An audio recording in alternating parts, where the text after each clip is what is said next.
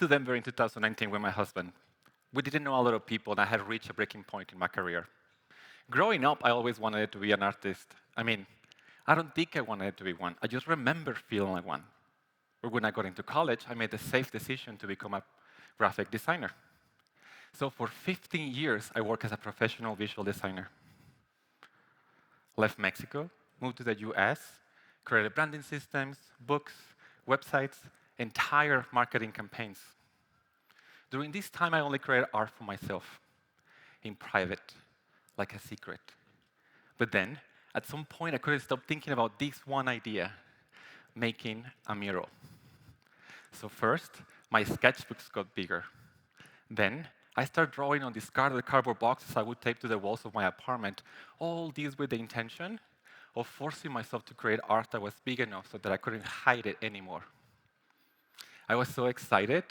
The idea of making a mural was so symbolic to me because it represented reconnecting with a part of myself I had lost somewhere in my journey. But how do you go about making a mural? You just go to Yellow Pages and see where the available walls are in the city? Just call the mayor to see if he lets you paint his house? Just go out and start knocking on your neighbors' doors?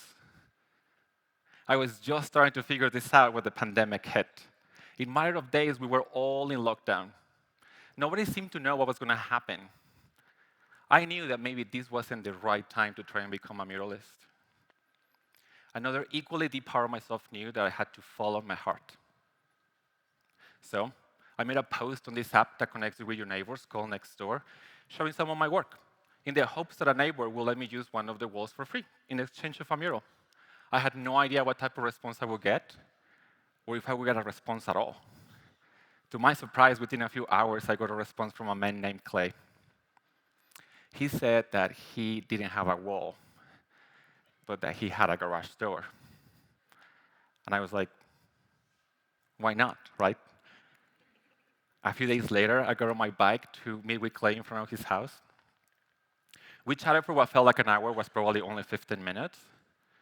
We walked to the alleyway, put my phone on the floor to make a time lapse. I got the paint marker out of my backpack, and I leaned in close to the garage door. And you know how we tend to remember a lot of details about the most significant moments of our lives? Well, this was one of them, and I didn't even know it at the time. I remember the texture of the garage door, which was probably the same as most of them, but I've never seen one so close. Also, who pays attention to the texture of a garage door? I remember the tree on Clay's back patio, who was providing really nice shade throughout the entire time I was there.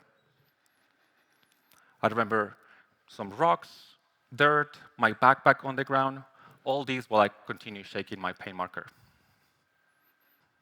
I knew what I was going to do, like in theory, but I had never done it before.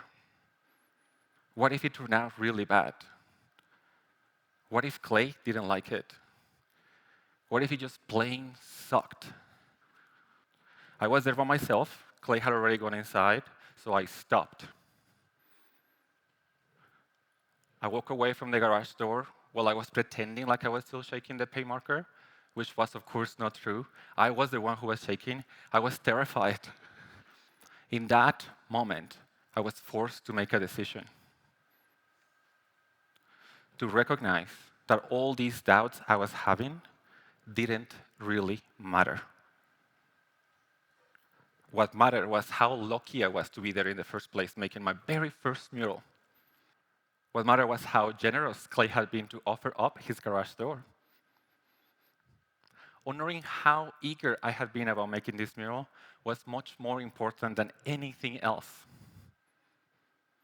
It was like a fork in the path, where on one side I had fear and doubt, and on the other I had joy and courage. I decided to go towards joy. So I stopped shaking. I opened my paint marker one more time. I got close to the garage door again, but this time I got really close, like really, really close, like inches away. And I remember saying, "Hey, garage door, what's up? Let's just have some fun." And I started painting. After a few hours, I texted Clay to let him know that I was done. He came outside, and soon enough, he realized that there were words hidden in it. stuff that we had talked in conversation, and his face changed. He was smiling, I was smiling. It was truly a very meaningful moment. I wanted to hug him, but these were the early days of COVID, so we were being very careful. I got on my bike and started riding back home. It sounds so simple now, but in that moment, my life changed. I felt pure bliss. I felt this sudden yet abundant happiness. I had realized that by doing something I really wanted it to do, I could create joy not just for myself, but also for others around me. This mural was far from perfect, but it was done. It was big. It was actually the biggest work that I had ever done, and it was in a garage door. I made it with my hands while I was full of joy. After Clay's garage door, everything happened really quickly, like really quickly. From that same post where I met Clay, I also met Cici, and that turned out to be garage numero dos. Good luck finding the number on the actual mural somewhere. Cici and I chatted briefly about her love for her garden and all the things growing in it and around it. And that's what inspired this mural, Jardín Fantástico. Then, número tres for Carol. Carol and I chatted for a full hour before I even started painting, because we felt a very strong connection, so I thought it would be fantastic to make this mural as present as her. So, this one is all about being in this moment, even if it's a little upside down.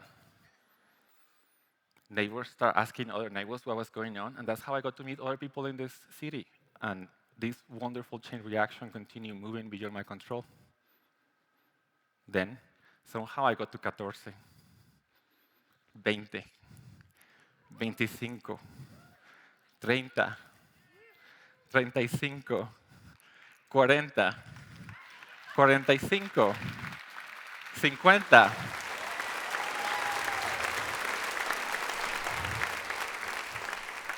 This journey has really allowed me to connect with the people of this wonderful city.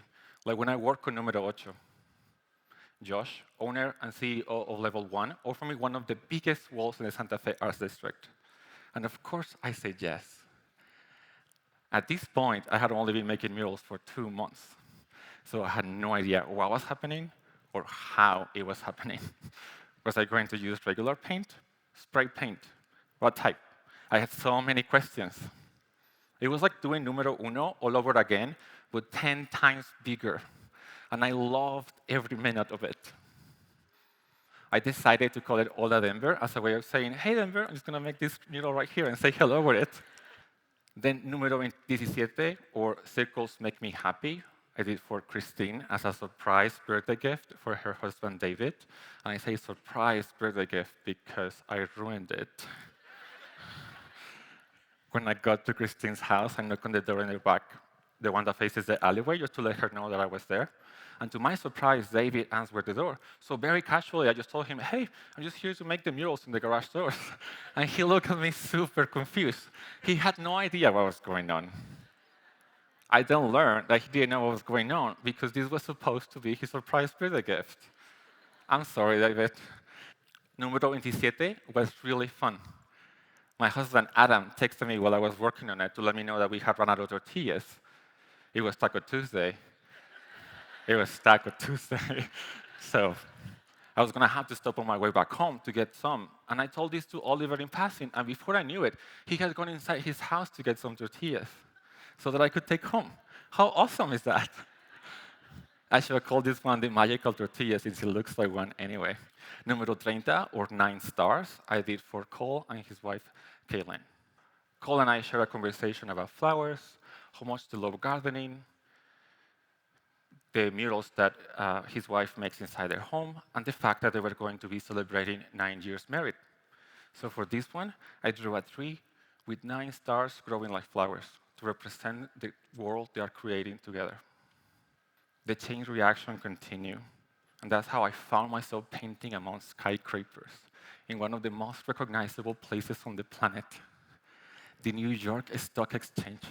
Next door invited me to make Número 44, or The Joy of Being Together, the day they went public in November of last year. What started with a single post on their app took me all the way to New York City to celebrate with them their IPO. What are the chances? It felt incredibly surreal, and it still does a little bit. I had gone from making a mural for a neighbor in an alleyway of all places to making a mural right outside the New York Stock Exchange, all within 18 months. This was only possible to my neighbors, and for that, I will always be very grateful. Not only for believing in my art, but also for opening the doors of their homes and making me feel so welcome. And as incredible as that was, nothing will ever compare to Número 25 or El Puerto de Plata that I did in the house where I grew up for my family who still lives in Mexico.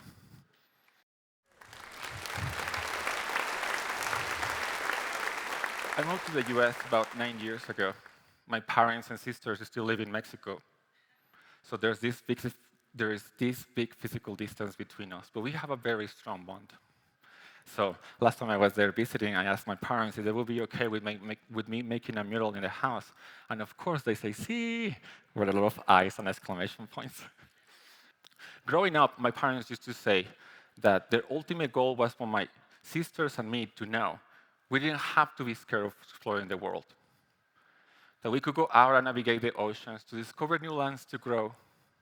And no matter where those were, they would be there for us, strong and immovable, like a port made of silver.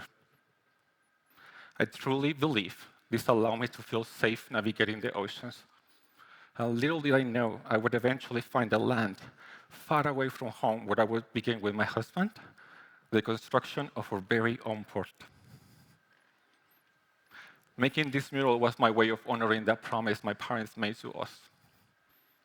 El Puerto de Plata is an idea, a feeling, more than a location or a place. El Puerto de Plata is all of my family and the love I have right here in my heart for them. It has been a little bit over 2 years since I worked on Numero Uno, and I never imagined that by trying to find myself, trying to discover more who I always wanted it to be, I would end up going through this amazing journey. In following my own joy, I found a way of creating more joy in the world. So, this is my advice to you. Whenever you get a clue of what makes you happy, stay there. Honor it. Be brave and explore it.